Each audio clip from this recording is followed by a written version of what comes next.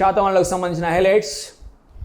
తొలి శాతవాహన రాజుల్లో గొప్పవాడు మొదటి శాతకర్ణి.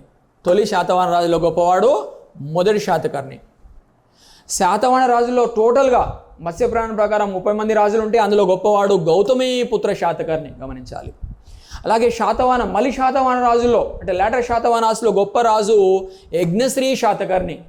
అలాగే చివరి రాజు 3వ పులోమావి, మరికొందరి అభిప్రాయం ప్రకారం 4వ పులోమావి, గమనించాల్సి ఉంది. అదేవిధంగా శాతవాహనుల గురించి పేర్కొంటున్నటువంటి, ఆంధ్రుల గురించి పేర్కొంటున్నటువంటి ఒక విదేశీ యాత్రికుడు ఎవరంటే మెగస్తనీస్.